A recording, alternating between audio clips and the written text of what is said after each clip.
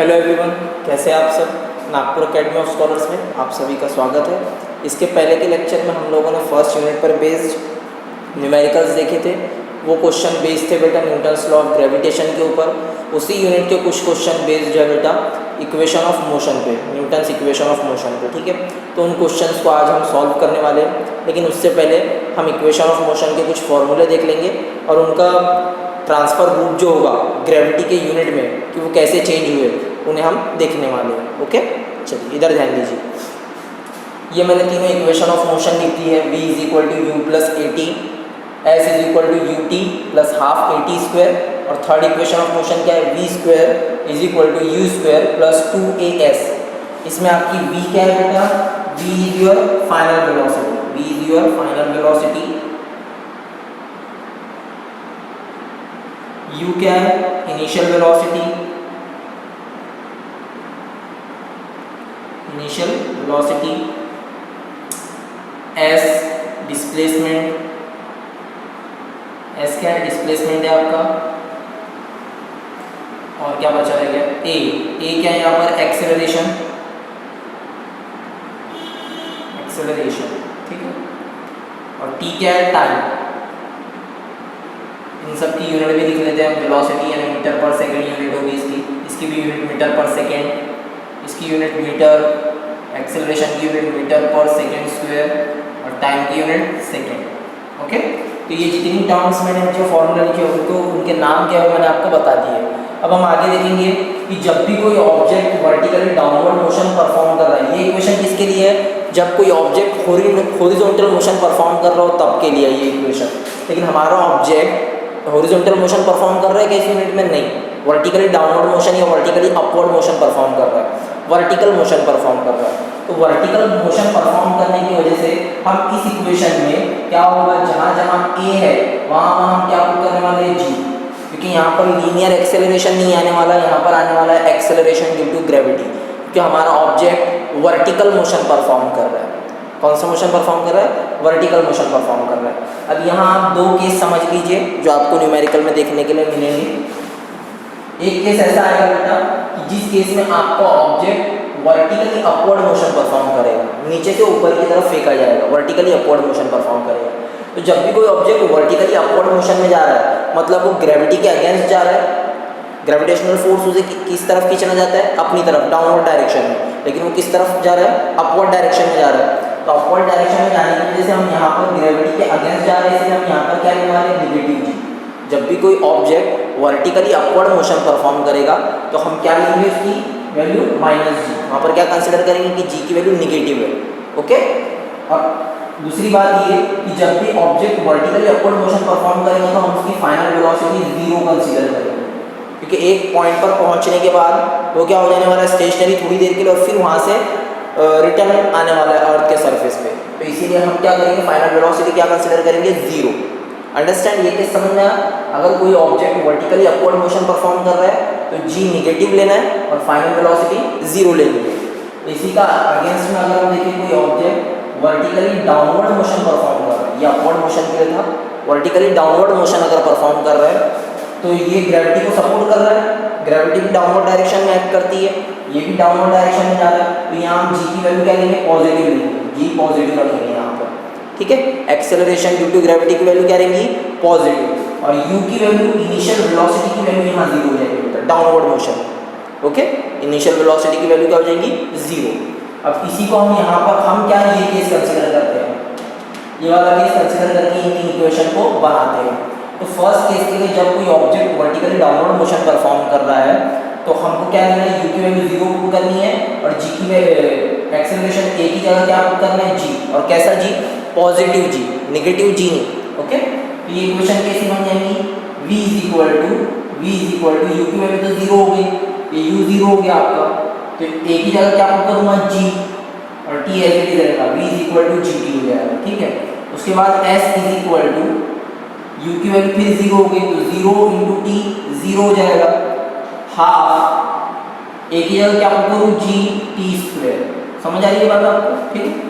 और यहाँ पर देखिए v square is equal to u की वैल्यू क्या पुट करना है, जीरो, टू, ए की जगह जी एस।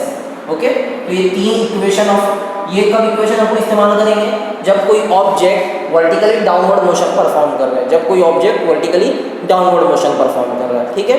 तो उस केस में इनिशियल वेलोसिटी 0 हो जाती है और acceleration due to gravity positive रहती है। अगर object vertically upward motion perform कर रहा था तो क्या होता, जी की वैल्यू हम निगेटिव लेते और फाइनल वेलोसिटी हम 0 लेते। जब हम क्वेश्चन पेज नंबर 15 पर जो क्वेश्चन नंबर 5 का ए वाला क्वेश्चन है वो हम लोग सॉल्व करने वाले हैं, ठीक है। An object takes 5 seconds to reach the ground from a height of 5 meter on a planet. What is the value of g on the planet? एक ऑब्जेक्ट है जो किसी 5 मीटर की ऊंचाई से गिरने पे यानी 5 मीटर की हाइट पर रखा हुआ है, वहाँ से गिरने में 5 सेकंड का समय ले रहा है। तो बोलते हैं उस प्लैनेट पर एक्सेलरेशन ड्यू टू ग्रेविटी यानी कि जी की वैल्यू बताइए उस प्लैनेट पर, जिस प्लैनेट पर 5 मीटर की हाइट पर गिरने में वो 5 सेकंड ले रहा है। गिवन डाटा मैं लिखूंगा, मैं क्वेश्चन नहीं लिख रहा हूँ, मैं डायरेक्ट सॉल्व कर रहा हूँ। आप लोग बुक से क्वेश्चन देख सकते हो, ठीक है ना। पेज नंबर 15 पर है, पेज नंबर 15 पर क्वेश्चन नंबर 5 का ए फर्स्ट क्वेश्चन वाला। गिवन डाटा में हमको दिया बेटा height an object takes 5 second, ये क्या है टी टाइम 5 सेकंड, ठीक है।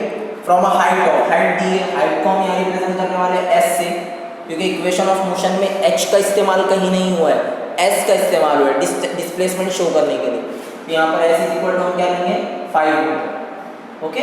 और हमें निकालना क्या है, हमें निकालना है जी इज इक्वल टू वॉट, ये हमें निकाल कर देना है। तो हम यहाँ सॉल्व करेंगे, सॉल्व न्यूटन्स की किस इक्वेशन ऑफ मोशन में एस आ रहा था, सेकंड इक्वेशन ऑफ मोशन में s is equal to u t plus half a t square, second equation of motion, अगर आपको याद हो तो, ठीक है। तो वही लिखेंगे हम अकॉर्डिंग टू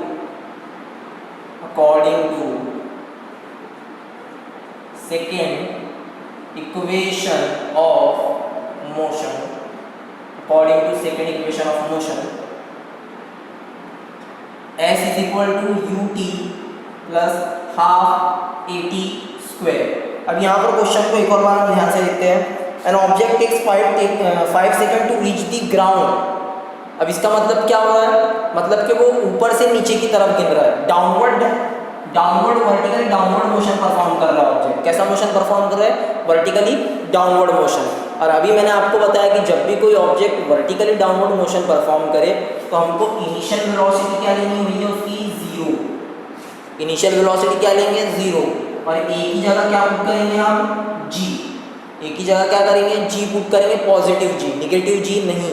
क्यों पॉजिटिव जी, क्योंकि डाउनवर्ड डायरेक्शन में जा रहा है, ग्रेविटी को सपोर्ट कर रहा है। हमें अर्थ का ग्रेविटेशनल फोर्स भी डाउनवर्ड डायरेक्शन में एक्ट करता है, ठीक है। तो ये भी डाउनवर्ड डायरेक्शन में जा रहा है तो हमको एक ही वैल्यू क्या पुट करनी पड़ेगी, पॉजिटिव जी, ओके। तो ये वैल्यू उठा के यहाँ पुट कर देता हूँ मैं। एस की वैल्यू मेरे को दी हुई है 5, यू की जगह में क्या लिखूँगा 0 इंटू टी की वैल्यू दी है मेरे को 5 प्लस हाफ, एक ही जगह क्या जी इंटू टी यानी 5 का स्क्वायर। सॉल्व कीजिए इसको, 5 इज इक्वल टू 0 इंटू 5 0 हो जाएगा प्लस हाफ इंटू जी इंटू 5 का स्क्वायर 25, ओके। अब मुझे ये तो 0 हो गया, इस टर्म में से मुझे जी निकालना है, ओके। तो मैं क्या करता हूँ, जी मुझे निकालना है, बाकी जो बची हुई टर्म है 25 और 2 इसको इधर शिफ्ट कर देता हूँ। तो क्या होगा ये इस साइड में 5 ये मल्टीप्लाई में था 1/1/2, इधर शिफ्ट करूँगा तो क्या, ये डिवीजन में था 2, इधर शिफ्ट करूँगा तो मल्टीप्लीकेशन में, इज इक्वल टू ये रह गया जी। इसको एक और स्टेप बढ़ा सकते हैं हम यहाँ से, 5 is equal to half g into 25, यही बोल सकते हैं हम इसको जी। अब मुझे क्या चाहिए, मुझे जी की वैल्यू चाहिए। तो ये 2 जो इसको डिस्टर्ब कर रहा है ये डिवीजन में उसके, मैं इधर शिफ्ट करूँगा तो मल्टीप्लिकेशन में चले जाएगा, और 25 का है मैं मल्टीप्लिकेशन में जी के इधर शिफ्ट करूँगा तो डिवीजन में चला जाएगा, इज इक्वल टू जी। यहाँ तक बात समझ आई आपको, ओके। 5 इंटू 10 कितना हो जाएगा, 5 इंटू 2 कितना हो जाएगा 10। यहाँ पर मैं इसको सॉल्व कर लेता हूँ, डाल लेता हूँ।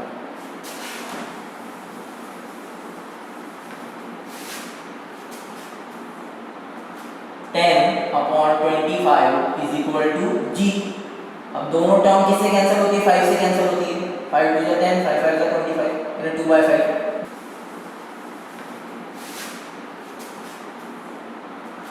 10 अपॉन 25 इज इक्वल टू जी। अब दोनों टर्म किससे कैंसिल होती है, 5 से कैंसिल होती है, 5 2 10, 5 5 25, यानी 2/5। जी की वैल्यू क्या है, ये 2/5। अब इसको हम सॉल्व कर लेते हैं। 2 अंदर 5 बाहर जाएगा तो डिवीजन नहीं जाएगा, तो 0.10 लगा देंगे। 5 4 जा 20 हो गया भैया आपका सॉल्व। सो जी की वैल्यू कितनी है आपको 0.4। क्या है ये, एक्सेलरेशन है। क्या है ये, एक्सेलरेशन। तो इसकी यूनिट क्या होगी, मीटर पर सेकंड स्क्वायर। उस प्लैनेट पर, उस पर्टिकुलर प्लैनेट पर एक्सेलरेशन ड्यू टू ग्रेविटी की वैल्यू क्या होगी, 0.4 मीटर पर सेकंड स्क्वायर। आप आंसर लिख लीजिएगा इसके नीचे, value of g on that planet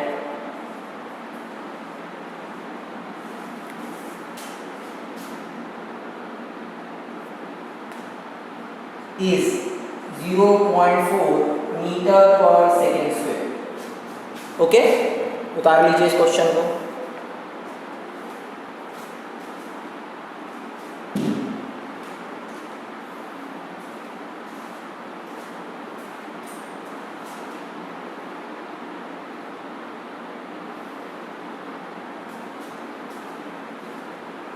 अब हम सॉल्व करेंगे बेटा क्वेश्चन नंबर 5 का, जो इसी फॉर्मूले पे बेस्ड हो। क्वेश्चन नंबर 5 का डी, क्वेश्चन नंबर 5 का डी वाला क्वेश्चन हम सॉल्व करने वाले हैं। 5 का डी वाला क्वेश्चन हम सॉल्व करने वाले हैं। इसको देख लीजिए, मैं क्वेश्चन पढ़ लेता हूँ एक बार।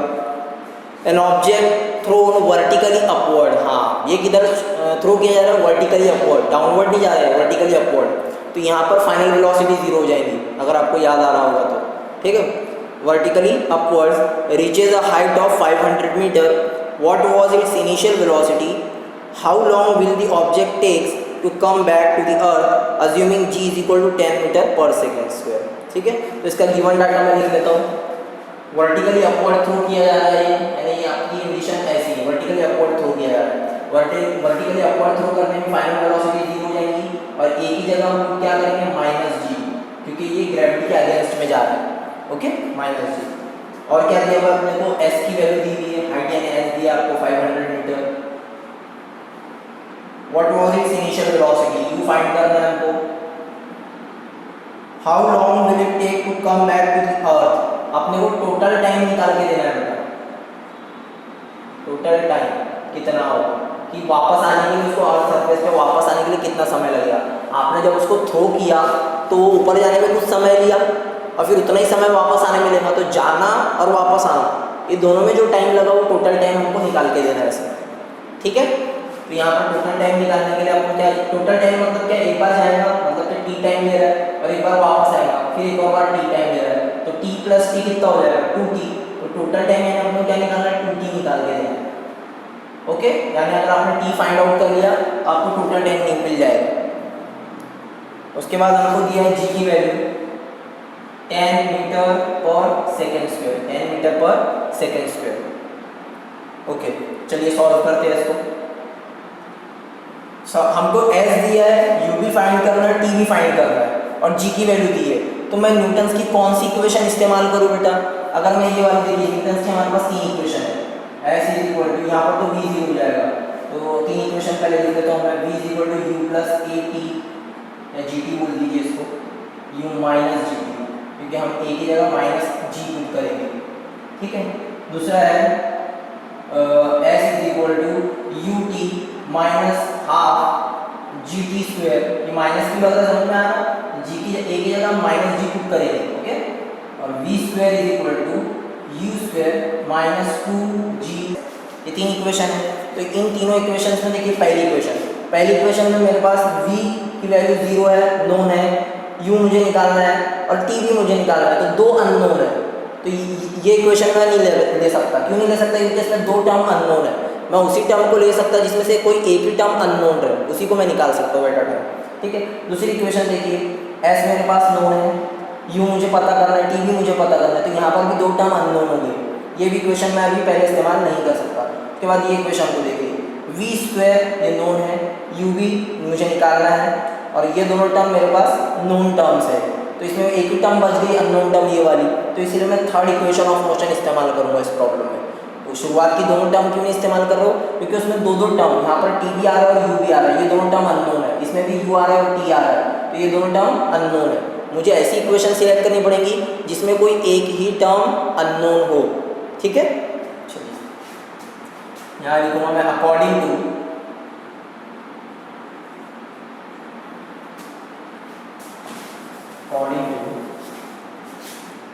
Third equation of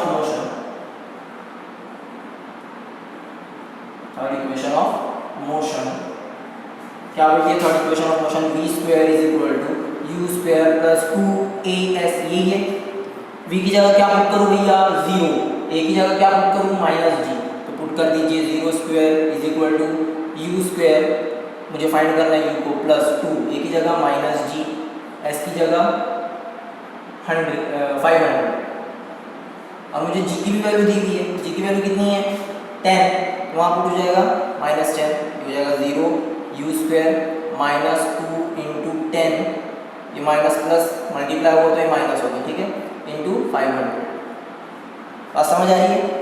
0 is equal to u square minus 2 into 10 20, 20 into 500 10,000, ठीक है। या आप 0 0 छोड़ दीजिए, 3 0 छोड़ दीजिए, 2 1 जा 2, 2 5 जा 10, 10 हो गया और ये 3 0 उसमें ऐड कर दीजिए, तो ये 10 और ये 3 0 हो गया 10,000, ओके। चलिए अब मुझे ये इनमें से एक टर्म को इधर शिफ्ट कर देता हूँ, तो u square is equal to क्या मिलेगा मेरे को? ये इधर शिफ्ट होगा तो पॉजिटिव हो जाएगा, इधर साइड में 10,000 निगेटिव है, लेफ्ट साइड में पुट कर दूंगा तो पॉजिटिव हो जाएगा, तो u square is equal to क्या हो गया? 10,000। अब आप क्या करते हैं, इसका स्क्वायर मुझे हटाना है, तो आप क्या लेते हैं? Taking square root, taking square root, तो यू इज इक्वल टू क्या मिलेगा आपको? 100 का स्क्वायर होता है ना 10,000, तो 10,000 का स्क्वायर रूट क्या हो जाएगा? 100 metre per second. Metre per second क्यों? क्योंकि u क्या है? वेलोसिटी है, u क्या है? वेलोसिटी। तो आपका पहला काम तो हो गया, पहला काम क्या हो गया? आपने u निकाल लिया, ओके। अब दूसरा काम है आपका टाइम, टोटल टाइम निकालना है आपको। टोटल टाइम निकालने के लिए मेरे को पहले t निकालना पड़ेगा, टाइम निकालना पड़ेगा, ठीक है। तो मैं निकालूंगा अकॉर्डिंग टू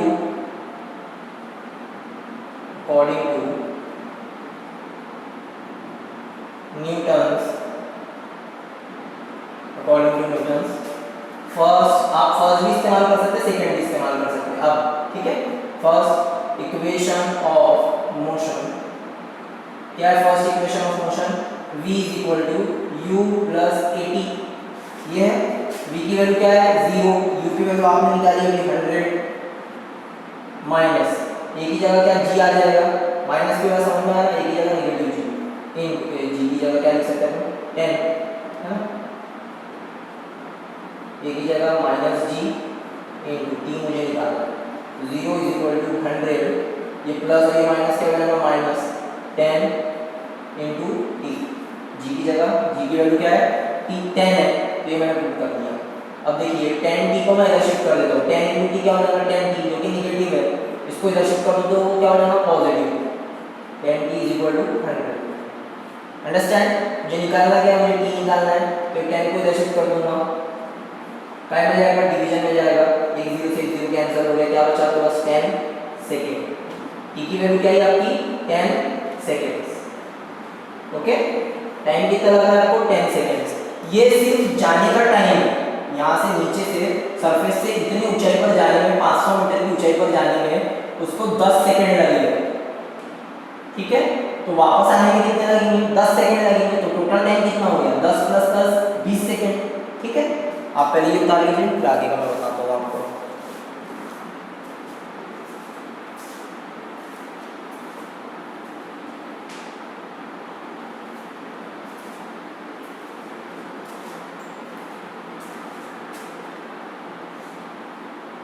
या इधर लिख देता हूँ, ठीक है।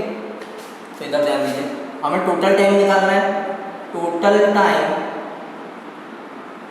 इज इक्वल टू क्या है? 2t, और t की वैल्यू कितनी निकली वहाँ? 10 सेकेंड, तो 2 इंटू 10 कितने सेकेंड हो जाएंगे? 20 सेकेंड। समझ में आ रहा है कंसेप्ट? तो टोटल टाइम को हम रिप्रेजेंट कर देते हैं कैपिटल सी, t से। तो इस क्वेश्चन में हमारी इनिशियल वेलोसिटी कितनी मिली हमको? 100 मीटर पर सेकेंड, और टोटल टाइम कितना लग रहा है उस ऑब्जेक्ट को ऊपर जाने और फिर वापस आने में? 20 सेकेंड्स, ओके। चलिए के बाद बेटा जो इक्वेशन ऑफ मोशन पे एक और क्वेश्चन अनसॉल्व जो क्वेश्चन है, क्वेश्चन नंबर 5 का ई वाला क्वेश्चन, वो आप लोगों के लिए होमवर्क है। क्वेश्चन नंबर 5 का ई, ठीक है, इसको आप लोग सॉल्व कीजिए और मुझे आंसर शेयर कीजिए। Okay, thank you. अगर आपको कुछ भी नहीं समझा हो इस टॉपिक में, इस टॉपिक से रिलेटेड, तो आप मुझे बता सकते हैं या कमेंट में भी लिख सकते हैं। Okay, thank you.